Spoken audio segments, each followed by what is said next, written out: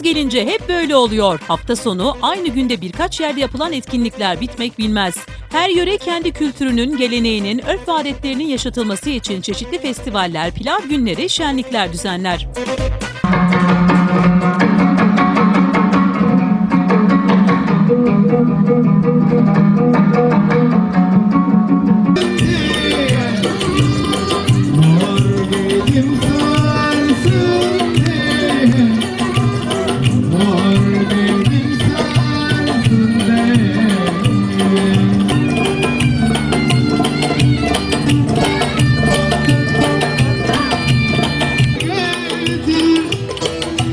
Getir, getir, vay getir, getir.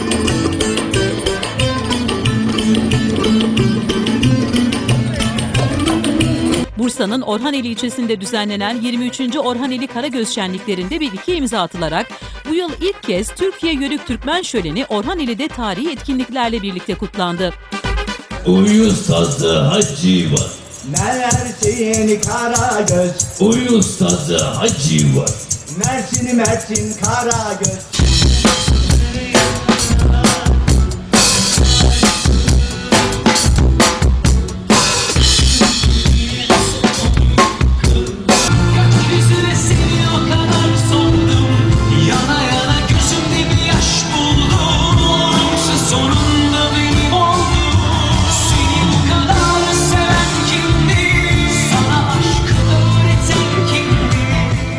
Genelde hemşehri dernekleri bu tür organizasyonlara öncülük etse de köy muhtarlıklarının yanı sıra belde ve ilçe belediyeleri de festival adı altında bu organizasyonlar sayesinde binlerce insanı bir araya getirir. İşte bunların en kapsamlı olanı Orhaneli ilçesinde yapılandır.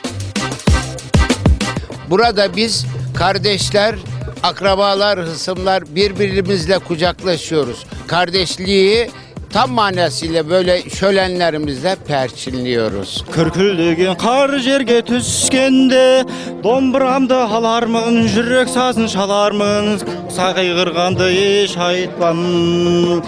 Domburamda şalarmın, jürek sazın şalarmın, kaygırgandı eş aytlan.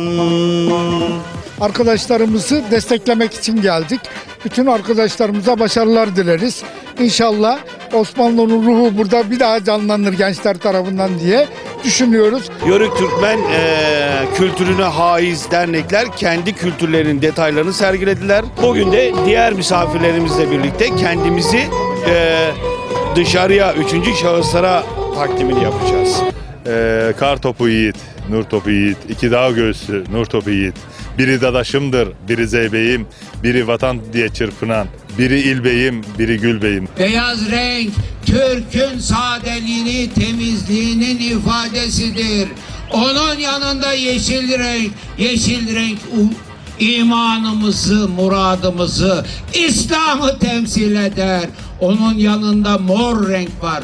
Mor renk Türk'ün affediciliğini, hoşgörüsünü, sevgisini ifade eder. Güney Marmara bölgesinin katılım yönünden en büyük festivali Orhaneli Karagöz Kültür Şenlikleri. Atasporu, yağlı güreş müsabakaları, mehter konseri ve Karagöz gölge oyunu konuklara sunuldu. Kelime kelime söyleyeyim, sen tekrar et. Kelime kelime. Evet. Anlat o zaman kelime kelime. Yahu başındaki kelden bahsetmiyorum. Yani tane tane söyleyeyim. Allah canlar. Yine Kusursuz olması ve konukların rahat edebilmesi için hazırlıkları kış aylarında başladı. Yörük göçünün canlandırılmasıyla başlayan şenliklerde Oğuz Boyları Federasyonu Onursal Başkanı Niyazi Çapa, Orhaneli Belediye Başkanı İrfan Tatlıoğlu'nu Yörük Bey ilan etti. Efendim çok teşekkür ediyorum. Allah razı olsun. Ben bu beyliği taşımak için Niyazi abimden, Durasan hocamdan ve tüm beylerden hep dizinin dibinde oturup gerekli dersimi alacağıma söz veriyorum. Teşekkür ediyorum efendim. Sağ olun. Bu yılki festivale yaklaşık 40.000 kişi katıldı.